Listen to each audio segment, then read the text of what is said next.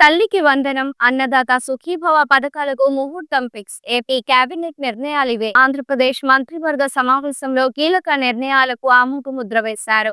ఈ క్రమంలోనే ఏపీ వాసులు ఎప్పటినుంచో ఎదురుచూస్తున్న తల్లికి వందనం, అన్నదాత సుఖీభవ, మత్స్యకార భరోసా వంటి పథకాలను అమలు చేసేందుకు ముహూర్తం ఫిక్స్ చేశారు.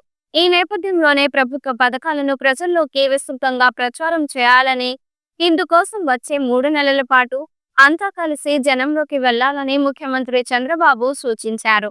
ఎమ్మెల్సీ ఎన్నికల్లో మంత్రులు బాధ్యత తీసుకోవాలని సీఎం వెల్లడించారు. ముఖ్యమంత్రి నారా చంద్రబాబు నాయుడు నేతృత్వంలో రాష్ట్ర సచివాలయంలో ఇవాళ భేటీ అయిన ఏపీ కేబినెట్ మొత్తం 21 అంశాలకు ఆమోదముద్ర వేసింది. ఏప్రిల్ నెల నుంచి ఏపీలో మత్స్యకార భరోసా అమలు చేయాలని ఏపీ మంత్రివర్గం నిర్ణయించింది. మరోవైపు వచ్చే విద్యా సంవత్సరం నుంచి తల్లికి వందనం పథకాన్ని అమల్లోకి తీసుకురావాలని నిర్ణయం తీసుకుంది.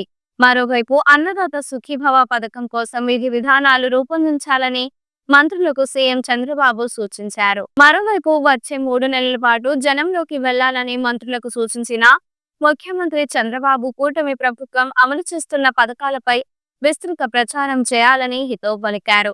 ఇక ఎమ్మెల్సీ ఎన్నికల్లో బాధ్యత మొత్తం మంత్రులే తీసుకోవాలని వెల్లడించారు. మరోవైపు రాష్ట్రంలో కొత్తగా ఏర్పాటు చేసిన మద్యం దుకాణాల మార్జిన్ ను భారీగా పెంచుతూ ఏపీ కేబినెట్ నిర్ణయం తీసుకుంది. ప్రస్తుతం 10.5% ఉన్న లిక్కర్ షాపుల మార్జిన్ ను 14% పెంచేందుకు ఏపీ మంత్రివర్గం అంగీకారం చూపింది. ఇదే సమయంలో MSME, MEDP, food processing, electric mobility, textile and garments పాలసీల్లో పలు సవరణలకు ఆంధ్రప్రదేశ్ మంత్రివర్గం పచ్చ జెండా ఊపింది. రాష్ట్రంలో ఎస్సీ, ఎస్టీ, బీసీ, మహిళా పారిశ్రామికవేత్తలకు చేయూతను అందించేలా విధానాల్లో సవరణలకు కేబినెట్ అంగీకారం తెలిపింది.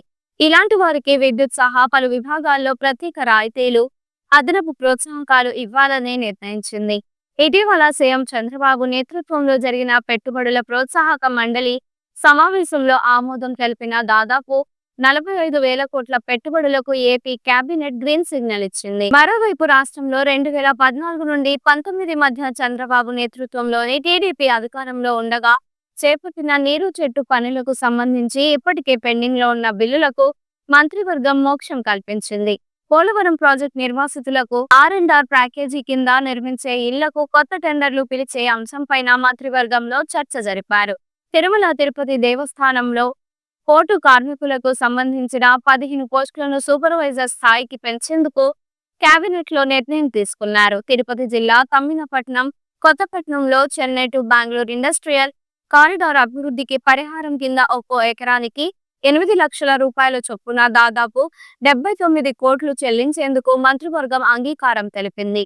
ఈ వీడియో మీకు నచ్చినట్లయితే లైక్ చేయండి. మరికొన్ని లేటెస్ట్ న్యూస్ కోసం వెంటనే మన ఛానల్ ను సబ్స్క్రైబ్ చేయండి. ఈ వీడియోపై మీ అభిప్రాయాన్ని కామెంట్ రూపంలో తెలియజేయండి.